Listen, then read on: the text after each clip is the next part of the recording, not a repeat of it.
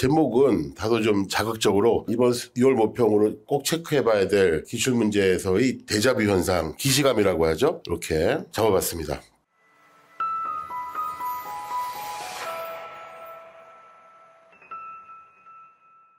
안녕하세요.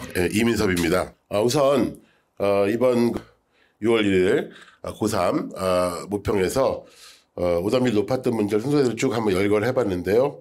요게 색깔이 있는 뭐 퍼렇고 뻘겋고 이게 설황당 같은 거 이거는 뭐냐면 점수입니다. 이제 이렇게 하나 틀릴 때마다 점수가 뭐 2점이 내려가기도 하지만 또 고배점 밑줄 친 건 3점이기 때문에 3점이 내려가기도 하죠. 3점짜리가 보통 이제 킬러 문항입니다. 그렇게 내려가다 보면 이제 오답률이 높은 걸 틀렸다 만약에 나머지 다 맞고 그럼 97점이 되겠고 이렇게 뭐 이 순서대로 애들이 틀리는 건 아닙니다만은 뭐 일반적으로는 이 순서가 크게 다르진 않습니다. 자, 그래서 이제 한 3개 정도 이렇게 틀리면은 간신히 1등급이 되고요. 하나 더 틀리면 2등급으로 떨어집니다. 예. 그리고 거기서 또 이제 한 3개 더 틀리면 이제 2등급이고 하나 더 틀리면 또 이제 3등급으로 떨어지고 이렇게 되는데 쭉 보시면 총 45문제 중에 듣기 포함해서 14위까지 틀렸을 때 만약에 그럼 66점이 나오니까 4등급이잖아요. 역으로 말씀을 드리면은 요 14개 문항을 제외한 이제 오답률 15위부터 45위까지 예.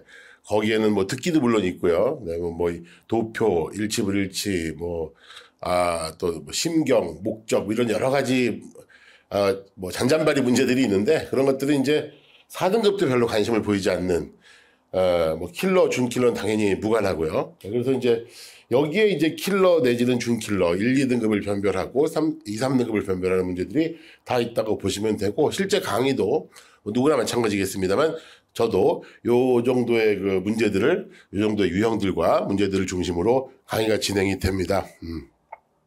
자, 이 정도로 말씀을 드리고 바로 이제 본론으로 들어가겠습니다.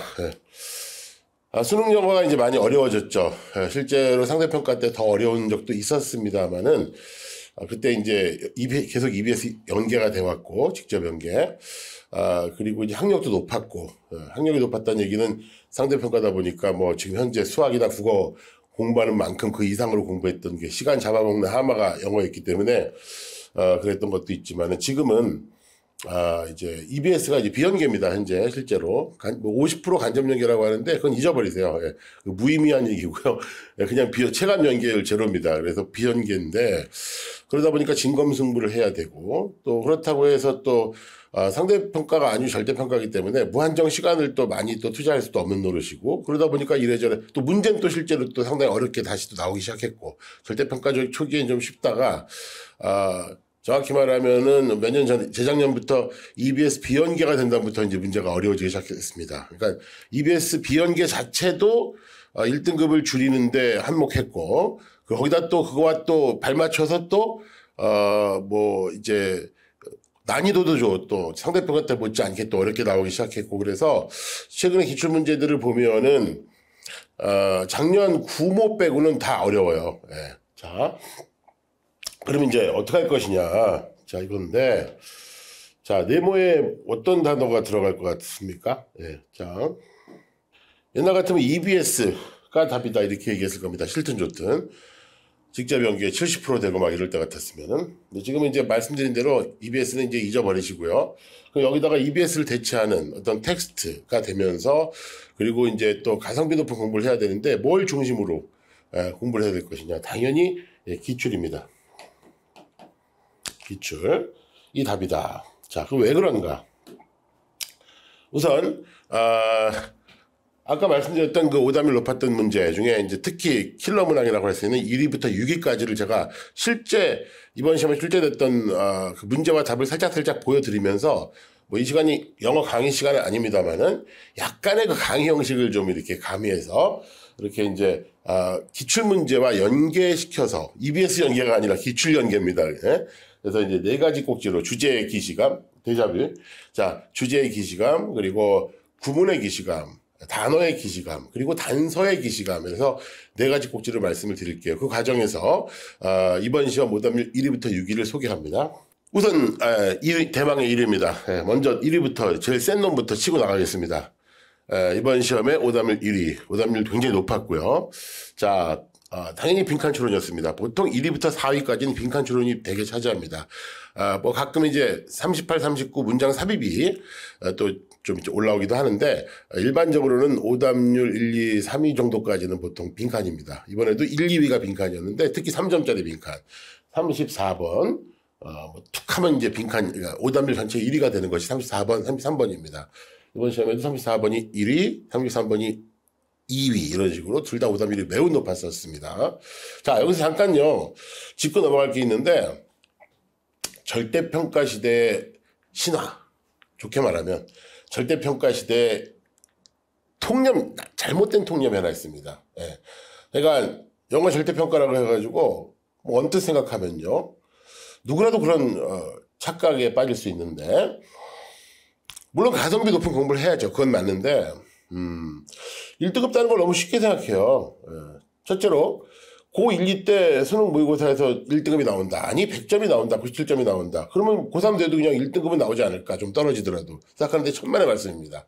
고1, 2의 수능 모의고사와 고3의 이제 실제 수능 또는 교육 지금처럼 이제 평가원 모의고사라든가 심지어는 그 교육청 모의고사까지 요걸 기출문제라고 하는데 고3의 기출문제들 보면요. 비교를 해보면 비교 자체가 되질 않아요. 예.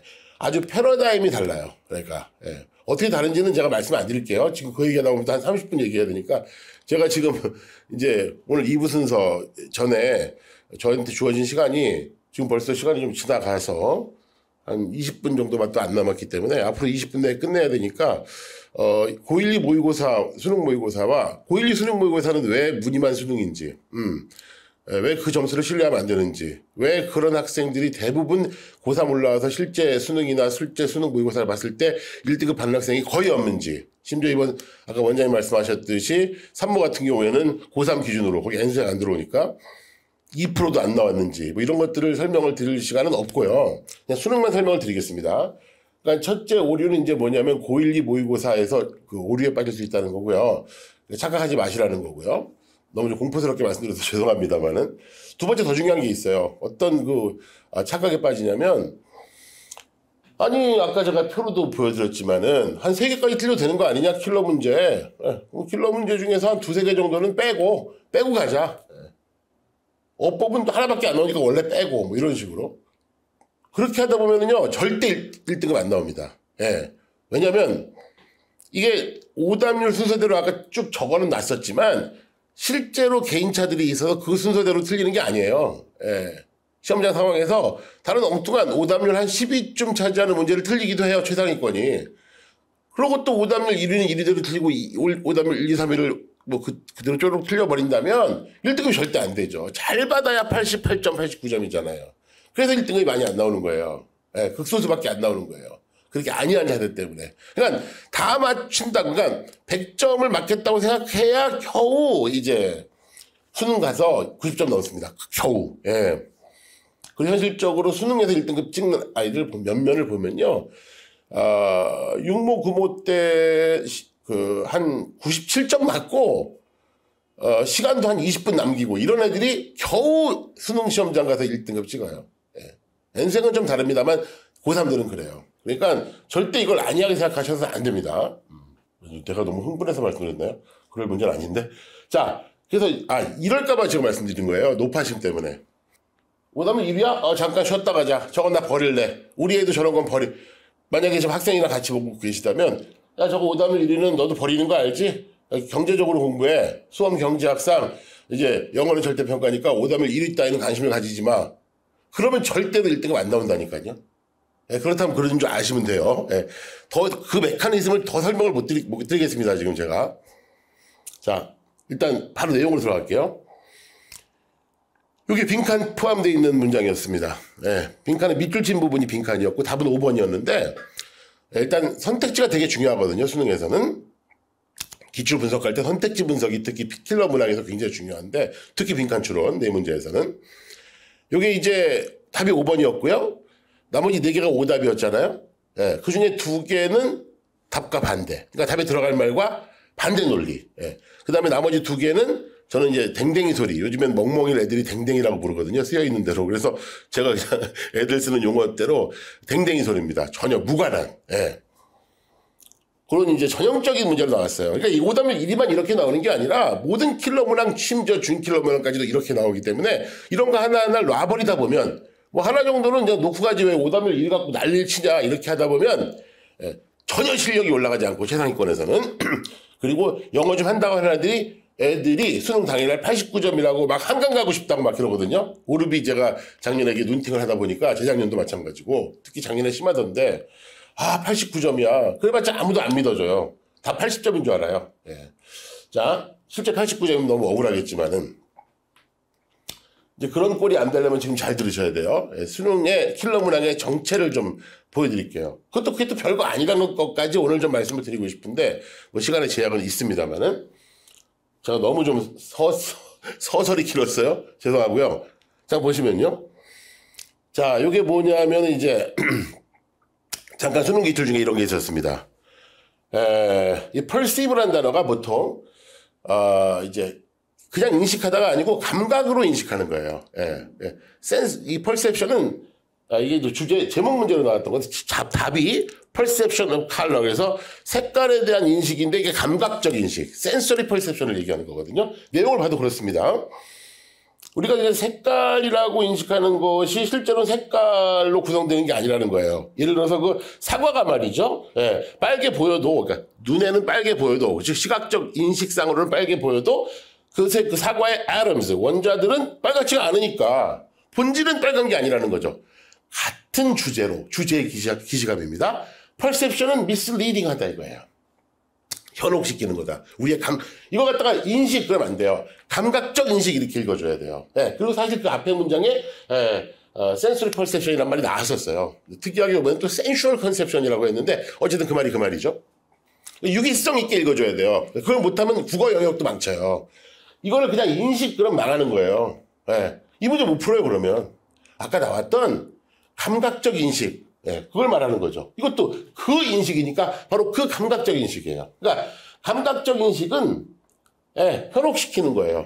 멀리 있는 게 작아 보이고 뭐 이런 거. 예. 근데 이게 심지어 그 이성이니까 그게 이성이 중요한 건데 이성은 모든 걸 알잖아요. 그게 허상이라는 걸. 이성이 결론을 내린 후에도 그 감각적 인식 아닙니다. 감각적 인식이에요. 감각적 인식이 미스리딩한 것이라고 결론을 내리고 그 결론을 내린 후에조차도 그 형체는 여전히 작아 보이는 거죠. 예컨대 여기서 잠실 쪽을 보면 이제 롯데타워가 되게 작아 보이잖아요. 예. 이거보다도 작아 보일걸요. 이렇게 대고 보면. 예. 근데 이성은 그렇지 않다고 말하죠. 예, 작은 게 아니고 그냥 우리의 감각적 인식이 미스리딩한 것이기 때문에 작아 보이는 거야. 이렇게 결론을 내려요. 그런 후에조차도 그 물체는 여전히 감각적 인식상으로는 작아 보이죠. 그러니까 트루스는 뭐다? 인식, 이것도 인식이 아니고 감각적 인식입니다. 그 형체에 대한 감각적 인식 속에 있는 것이 아니라 예, 바로 이성, reason을 이렇게 살짝 말을 바꿔놓은 거예요. 한민적 표현, 이성이죠, 이성 이게. 에 있는 것이다. 그래서 답이 이제 요걸로 이렇게 그러니까 나라의 바삐니까 감각적 인식 아니고 이성이 중요한 거다라는 건데 요 자리를 두 개를 맞바꿔 가지고 선택지 구성을 두 개를 했고 나머지 두 개는 또 엉뚱한 댕댕이 소리고 그래서 이게 답이었던 것이다. 근데 이것은 오답률 1위만이 아니라 빈칸 문제 다 이렇게 나온다. 자, 그래서 이제 주제가 일치되는 그런 걸 예를 보여드렸고요. 그 다음 어휘의 기시감이라고 하는 것인데요. 어휘가 예컨대 말이에요. 자, 제가 맨날 말씀드리는 거지만은 2020학년도 수능의 오답률 1위를 차지했던 킬러 문제의 답이 어카운트였거든요. 이제 오답률 살벌하게 높은 1위였어요. 이것이 뭐 계산, 계좌, 뭐 설명하다 뭐 많은데 그 문제에서는 중요성이라는 뜻으로 한 단어짜리 빈칸인데 이 뜻을 몰라서 오답률 1위를 차지했고요. 네. 이번 시험 같은 경우에는요. 이거보다 좀 쉬운 단어인데 이게 이제 보통 애들이 동사로만 인식하고 있단 말이에요. attribute A to B, ascribe A to B 해서 A를 B에 타서 돌리다. 동사로 보통 이렇게 외우고. 근데 명사도 있거든요, 이게 당연히. 예. 뭐 속성이라는 뜻이죠, 그죠? 이걸 명사로 인식을 못해서 또 문제 하나 틀리고 뭐 이런 식이에요. 그다음에 바로 아까 말씀드렸던 그 1등급 2%도 안 나왔다는 시험에서 affect라는 단어가 나왔어요. 이게 동사로 보통 또 애들이 알고 있는데 명사로 이게 되게 중요하거든요. 감정이야, 감정. 요거의 파생어 affective, 감정적이니 또 오답률 2위 문항에서 나왔었고요. 그 다음에 그때 제가 또 이거 해설 강의하면서 강조했던 게 요거 나왔을 때 반대로 effect 같은 단어. 이건 보통 이제 거꾸로 명사로 많이 알고 있고 결과, 효과, 영향이 건데 이번 시험에는 그때 제가 이제 이번 시험 전에 강의할 때 막 애들한테 강조를 했던 거예요. 예. 이게 나올 차례다. 예. 옛날에 나온 적도 있고 또 기출에서 이게 이제 명사 말고 동사로도 쓰인다. 예. 동사로도 이것이 이제 cause 일으키다, 가져오다, 예. bring about 이런 뜻으로 쓰인다. 이번에 이렇게 나왔었어요. 예. 그리고 뭐 예를 들면 이건 게임 같은 것은요. 그 컴퓨터 게임 말고 에이션 게임 말고 사냥감이란 뜻으로 사냥감이란 뜻으로 수능에 총 5번이 왜 이거 수능에 총 5번이나 나온 바 있고요. 게임이 사냥감 이런 거. 예. 그리고 이제 하나만 더 말씀드리면 좀 상대평가 때 나왔던 상대평가 때 킬러 문항으로 나왔던 빈칸 추론에 킬러 문항으로 나왔던 아주 중요한 단어가 exact라는 단어가 있어요. exact. 이게 형용사로 잘 알고 있는 거잖아요. 보통 정확한 exactly 정확히 이거잖아요. 근데 동사로 요구하다 demand 예, 요구하다 예, 이렇게 예. 그래서 이런 것들이 돌고 돌아가면서 애들을 아주 난처하게 만들고 틀리게 만든다는 거죠. 이게 다 공통점이 뭡니까? 어카운트가 중요성, 이건 이제 명사로 effect라고 있는데, 감정, effect가 초래하다, 게임이 사냥감, exact는 요구하다. 이 뜻을 다 몰라요, 애들이 아직도. 예, 알기도 하고 모르기도 하고. 그런데 이 단어 자체는 많이 보는 거잖아요. 중학교 단어잖아요. 이런 걸 가지고 변별력을 높인다는 거죠. 누가? 평가원에서 출제위원들이. 아니 왜 어려운 단어 놔두고 이런 거 하고 장난을 치냐. 너무 어려운 단어 가지고 이제 시비를 걸면 역으로 시비가 걸리죠. 왜 그런 단어 고교 교육과정에서 배울 필요가 없는 단어인데 왜 그걸로 변별력을 주느냐. 뭐 이의적이다고 난리 날 거 아니에요. 그런 것들은 원래 밑에 풋노트를 달아줘야 되거든요. 그럼 또 변별력 없어지잖아요. 이게 딜레마잖아요. 출제자에. 그러기 때문에 이렇게 누구나 알 법한 단어인데 대부분 모르는 뜻을 낸다는 거죠. 예. 낯익은 단어의 낯선 뜻. 예. 이것이 이제 어휘의 기시감입니다. 예. 어떻게 이번 시험에 나왔는지 보여드릴게요. 자, 우선 indeed 같은 거요. 이걸 모르는 학생은 없을걸요? indeed? 이게 뭐 actually, 뭐 really, 뭐 사실, in reality, 뭐 in fact와 동의어로 이렇게 막 알고 있거든요. 실제 usage는 그렇지 않아요. 우리말로는 동의어처럼 보이지만 얘는 그냥 equal의 뜻이에요. 다시 말하면. 네. 그래서 요게 이제 몇 년 전에 2018년 역시 육모입니다. 육모의 킬러 문항으로 나왔던 건데요. 오답률 2위. 이것도 오답률 2위입니다. 이건 2번 육모. 이거는 2024라고 하죠. 학년도 개념으로. 이건 2번 육모고 요 6년 전. 절대평가 2년 차. 1년 차죠. 절대평가 1년 차 때. 이게 뭐였냐면, 잠깐 보시면요. 요게 이제 역시 빈칸 문제였는데, 이 부분이 빈칸이었습니다. 근데, 이제 민물고기가 주어였어요. 근데, 영어 강의처럼 돼버려서 좀 죄송하고요. 잠깐, 길지 않게 할 테니까, 잠깐, 오답률 1, 2위 정도는 제가 설명을 드리고, 나머지 좀 빨리빨리 3, 4, 5위는 좀 약간 좀 무시할게요. 시간이 없어서. 요 두 문제만 좀 말씀을 드리겠습니다. 이것도 역시 이제 6년 전 오답률 2위 문제니까 마찬가지로 말씀을 드릴게요. 민물고기가 주어인데 빈칸 문장 속에 들어있는 주어입니다. 강한 similarity, 그러니까 유사성을 보여준다. 바다와의 유사성이에요. 그래놓고 indeed입니다. 이거 제가 반복 강조라고, indeed는 앞뒤가 똑같은 전화번호라고 제가 매번 강조하는 단어인데 그때도 이렇게 얘기했었던 거고, 이거 갖고서 이제 설명을 막 하고 나서 이게 나왔기 때문에 자, 내가 뭐 적중까지는 낯간지럽고, 그럼 내가 이렇게 얘기하지 않았냐. 그거다. 그 답이 여기 있다. 바다와 강한 유사성을 보여준다가 답이다. 왜? indeed. 마찬가지로 라는 뜻이니까. 즉, 답은 이거였어요. 유지한다. 그러니까 민물고기가 유지하고 있어요. 예. In spite of surrounding freshwater. 자기를 둘러싸고 있는 민물에도 불구하고, 그러니까 민물에 사니까 민물고기는 민물에 둘러싸여 있잖아요. 그럼에도 불구하고 내부의 바다를 유지한다. 약간 은유적 메타포라서, 은유적 표현이라서 애들이 좀 더 어려워하기도 했고요. 그러나저나 어쨌든 똑같잖아요. 보세요. 바다와의 강한 similarity, 유사성을 보여준다. 이거나. 내면의 바다를 유지하고 있다는 같은 말이잖아요. 그래서 이 답이 나와 있잖아요. 그죠? 그래서 그냥 바로 한 10초 컷? 예. 뭐 이런 거 어법도 실제로 아까 잠깐 말씀드렸으니까 간단히 말씀드릴게요. 이거를요, 애들이 왜 이렇게 많이 틀렸느냐. 어법이 오답을 오임은 좀 높은 거예요. 언뜻 보고 문장이 복잡하니까 그냥 동사 찾자. 그래서 이거 동사로 그냥 파악을 해버린 거예요. 그럼 얘는 앞에 전치사가 있어가지고 전치사 다음에 동명사로 보입니다. 그냥 언뜻 보기에. 그래서 일단 넘어가는 거죠. 그리고 4번이 이제 in which였는데 이 다음에 이제 완전한 문장 나와야 되는 거 다 알아요. 근데 뒤에 이제 relate to가 나와가지고 relate A to B가 가지고 목적어 없네? 불완전하네?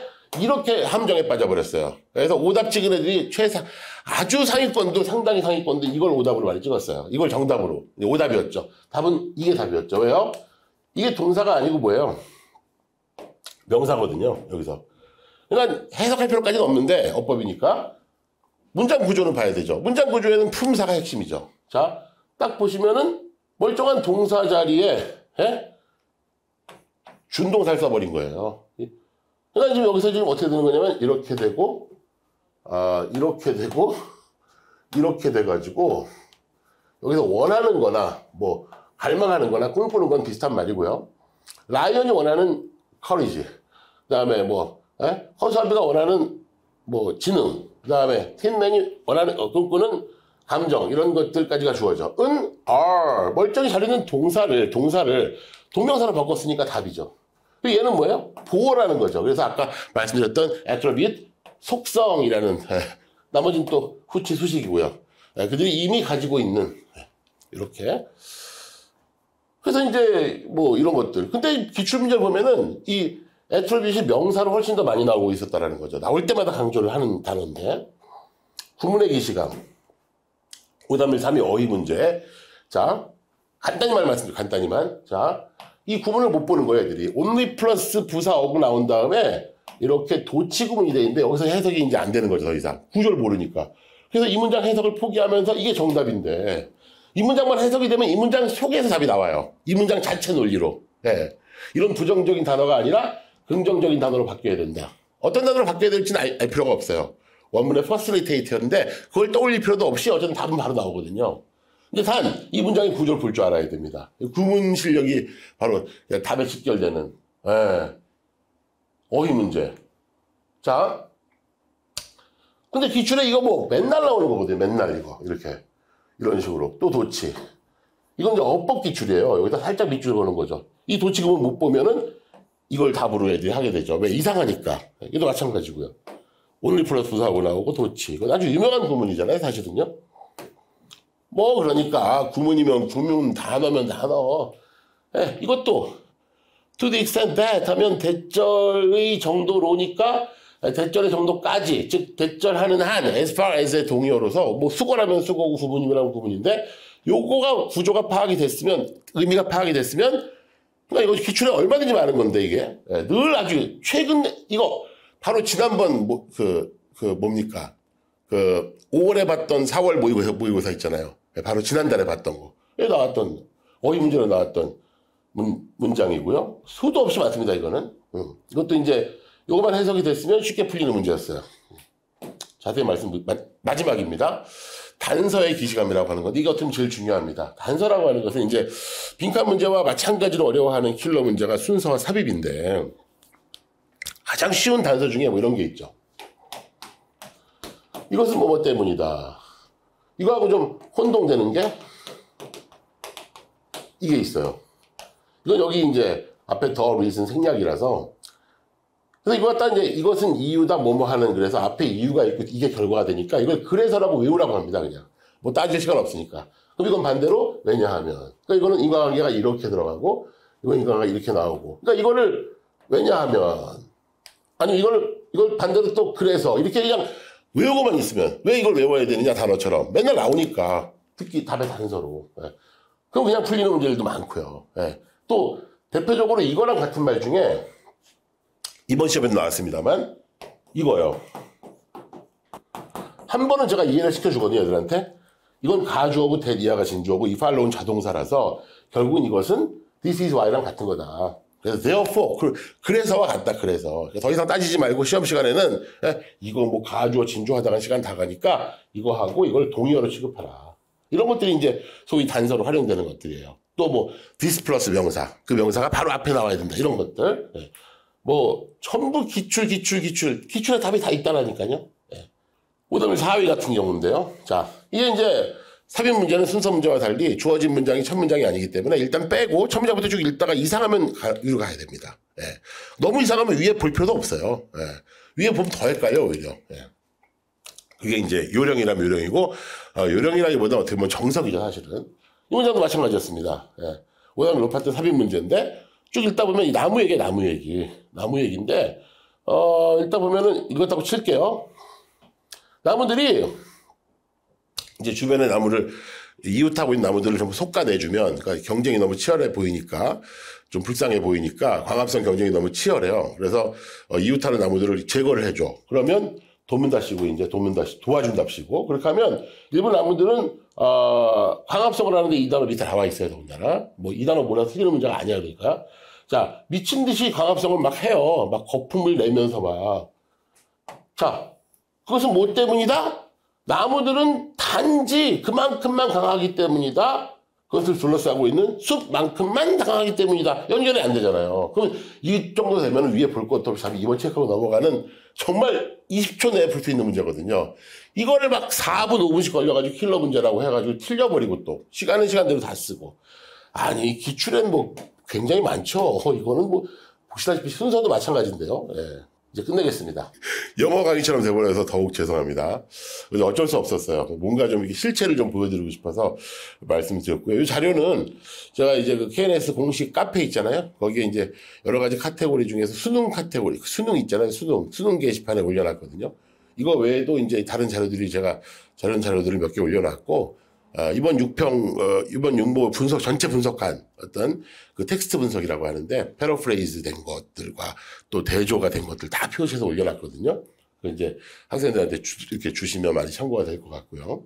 그래서 실제 수업은 기출에서 뽑아낸 모든 자료를, 단어면 단어, 수거면 수거, 구문이면 구문 딱 알맞게 아주 정제시켜가지고 수능에 최적화할 수 있는 자료만 제시하고 과제 폭탄 아닙니다. 과제 폭탄 안 되고 딱 예습해올 만큼 딱 예습 분량 그 다음에 또 딱 외워올 단어 수고 이렇게 주고 최소한의 과제로 일주일에 한 번 수업하고 다른 공부할 시간 안 잡아먹고 과제 폭탄 던지지 않고 아주 합리적으로 수업을 끌고 나갑니다. 그리고 재밌고 또 그리고 킬러 문제의 본질을 아주 그냥 격파해버리는 그런 수업을 합니다. 그리고 하나 마지막으로 자랑하고 싶은 것은 뭐냐면 구문이 되게 또 중요하다고 아까 말씀드렸잖아요. 구문에서 막히면 또 놀리고 나발이고 아무것도 못 써먹잖아요. 그래서 구문에 대해서 제가 1:1 진단을 개인별 첨삭으로 병행을 합니다. 그러니까 과제가 총 3개인데 풀어와야 될 모의고사 문제 한 세트하고 그 다음에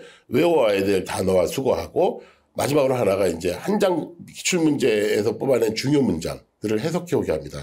연필로. 그래서 제가 이제, 그것은 제 잠자는 시간 줄여가지고, 시간을 어떻게든 내가지고, 애들은 한 장 한 장이니까 부담이 없지만, 저는 다 하니까 부담이 많겠지만, 어쨌든 제가 이제 또 재밌기도 해요. 저 개인적으로도. 애들도 재밌어 하고. 그래서 이걸 다 개인별 니즈를 다 파악할 수가 있고, 또 수업에 또 피드백이 또 됩니다. 그게. 구문 첨삭을 해서 또 마치 과외를 받는 그런 효과를 내기도 합니다. 그래서 매주 단어시험 본 것과 또 모의고사 점수 이런 것들은 또 매주 또 부모님께 문자로 보내드리기로 또 하고요. 설명을 들어주셔서 감사합니다.